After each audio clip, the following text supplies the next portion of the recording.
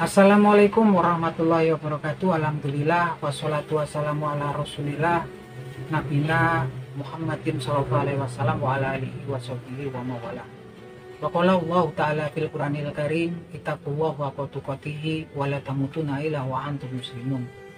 Amma ba'du. Alhamdulillah, selamat sore para sedulur-sedulur yang saya cintai dan semoga dicintai oleh Allah Subhanahu wa taala.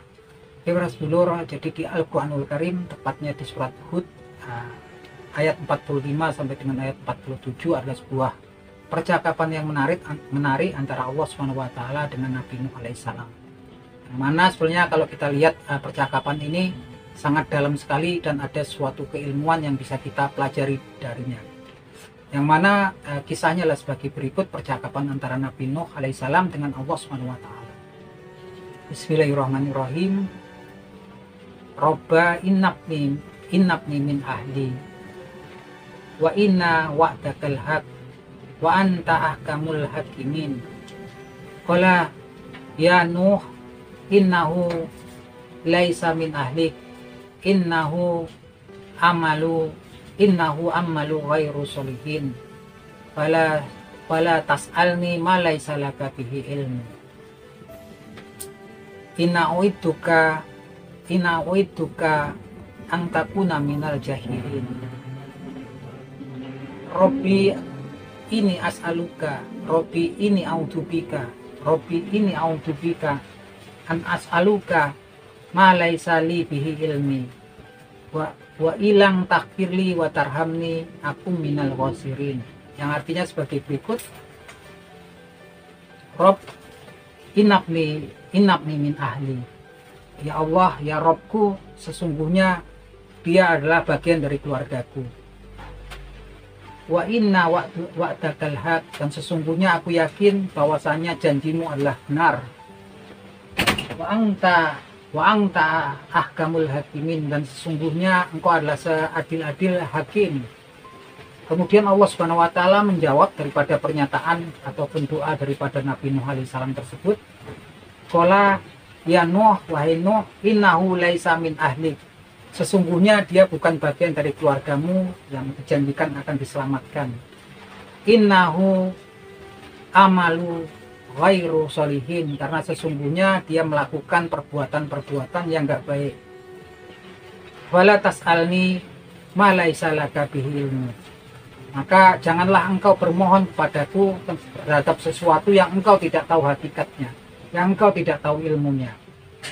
Inna uidduka ang aku minal jahilin, sungguhnya aku mengingatkanmu tentang hal ini agar engkau tidak termasuk menjadi orang-orang yang jahil, orang-orang yang bodoh, orang-orang yang tidak memiliki ilmu pengetahuan. Dan kemudian Nabi Nuh alaihissalam berdoa bermohon pada Allah Subhanahu wa taala, Robbi ini audubika, ya Allah ya Robku, sesungguhnya aku berlindung kepadamu, an as'aluka ma laisa laka bihi ilmu, ma laisa laka li bihi ilmu, agar mau atas memohon sesuatu kepadamu yang aku tidak memiliki keilmuan di dalamnya.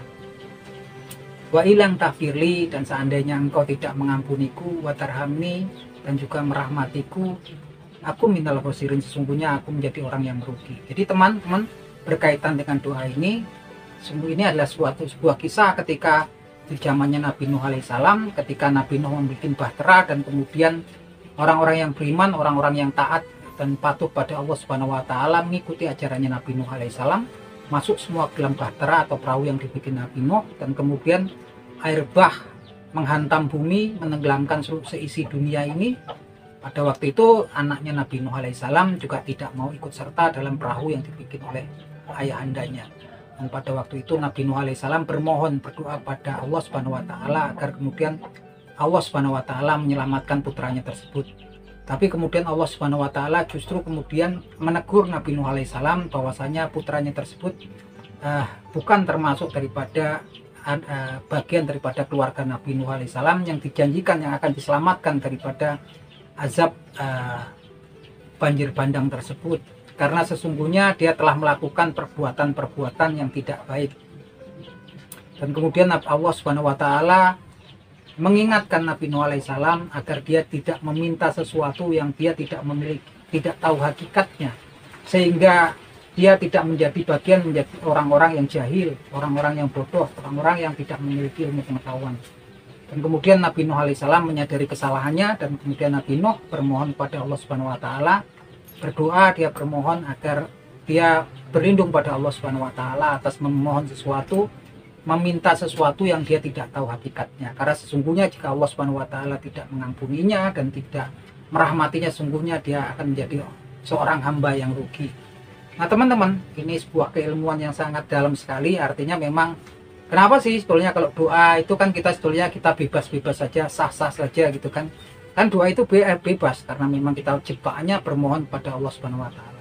Tapi kalau kemudian kita melihat kisah ini ya teman-teman, kita patut berhati-hati. Kadang-kadang kita bermohon sesuatu yang kebanyakan yang kita minta itu urusan dunia gitu kan. Dan kadang-kadang permintaan kita ini bisa jadi permintaan itu kita yang nggak tahu hakikatnya. Jika kemudian dikabulkan, kemudian akan membuat sesuatu yang buruk untuk kita ya teman-teman.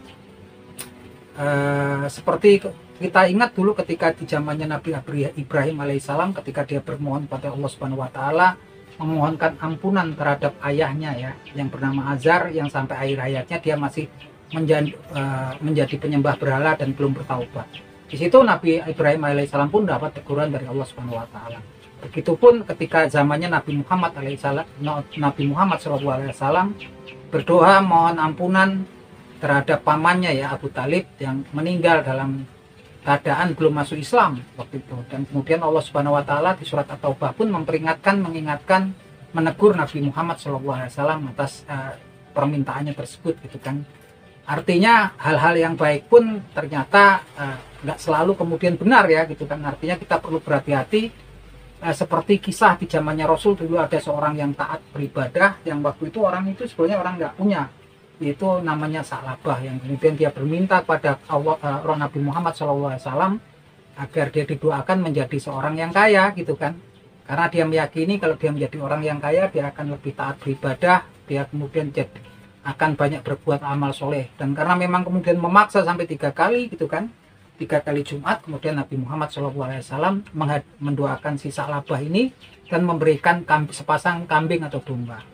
Dan ketika kemudian Sa'labah dombanya jadi banyak dan menjadi orang yang kaya waktu itu, dia kemudian mulai lalai beribadah kepada Allah Subhanahu wa taala. Dan terakhir dia kemudian tidak mau membayar zakat. Sampai kemudian ketika Nabi Muhammad SAW wafat, dia pun belum mau membayar zakat ya. Sampai diberitakan di Al-Quran Al-Karim, dia akhirnya jadi orang yang merugi teman-teman. Nah ini kan memang permintaannya sebetulnya sepertinya memohon sesuatu gitu kan, yang niatannya baik, tapi kemudian kalau nggak tahu hakikatnya. Dan kisah Sa'labah ini Nabi Muhammad SAW pun sudah mengingatkan kepada Sa'labah gitu kan, yang mendoakan Nabi Muhammad SAW gitu kan, bermohon niatannya baik, tapi kemudian sudah diingetin ini kan.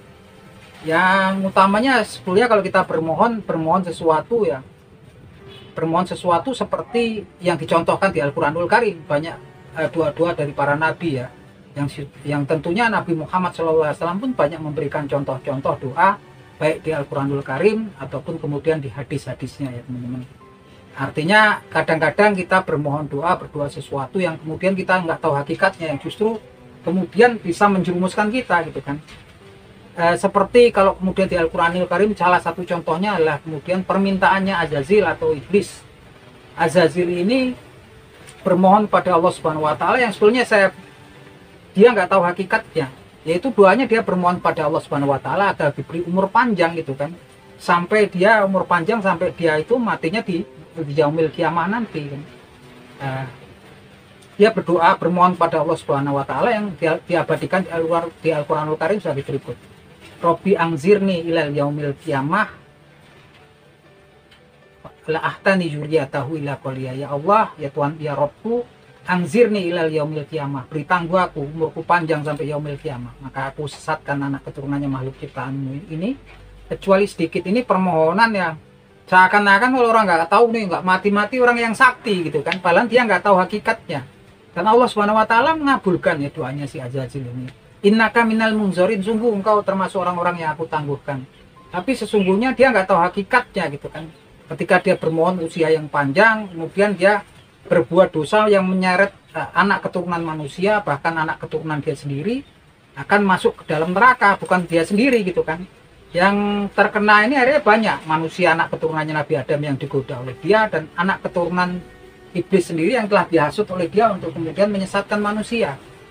Kalau mungkin dia tidak bermohon kemudian usia yang panjang, maka ya dia mungkin dosanya hanya untuk dia sendiri, yang masuk neraka hanya dia sendiri, dan dosanya hanya sekedar ketika dia menolak ya perintah Allah Subhanahu wa taala untuk bersujud kepada Nabi Adam alaihissalam. Yang mana perintah tersebut bukanlah untuk kemudian menyembah Nabi Adam alaihissalam. Perintah tersebut adalah untuk taat terhadap perintahnya Allah Subhanahu wa taala, gitu kan. Dan dia pastinya dosanya sekedar itu, gitu kan. Yang mana kemudian ketika dia bermohon sesuatu yang nggak tahu hakikatnya, ya akhirnya kemudian semuanya terkena akibat daripada doa permintaan dia yang memang nggak tahu hakikatnya, gitu kan. Yang jelas teman-teman, kalau kemudian kita berdoa, bahkan mungkin yang kita pikir itu sesuatu yang baik-baik gitu kan, wah saya bermohon padamu ya Allah, jadikan saya kaya raya, lancar rezekinya, karena permintaan kita ini memang sekedar urusan dunia gitu kan. Jadikan dia istri saya suka sama dia, kemudian jadikan saya kaya raya biar saya lebih taat lagi. Tapi kadang-kadang ketika kita nggak tahu hakikatnya, ini berbahaya. Makanya sebetulnya berdoa itu bermohon sesuai yang dicontohkan atau yang diajarkan oleh Nabi Muhammad SAW, ataupun nabi-nabi yang lain yang doanya ada di Al-Quranul Karim contohnya, ataupun yang ada di hadis-hadisnya Nabi Muhammad SAW. Karena ternyata Nabi Nuh pun kemudian dia kena teguran oleh Allah Subhanahu wa taala karena dia bermohon sesuatu yang nggak tahu hakikatnya. Karena sesungguhnya anaknya tersebut termasuk orang yang melakukan perbuatan-perbuatan yang tidak baik. Dan sesungguhnya Allah Subhanahu wa taala Maha tahu, dan dia Maha tahu terhadap siapa yang berhak mendapatkan rahmat dan hidayah darinya. Oke teman-teman, itu obrolan kita di sore hari ini, semoga bermanfaat. Akhir kata, wabillahi taufiq wal hidayah. Wassalamualaikum warahmatullahi wabarakatuh.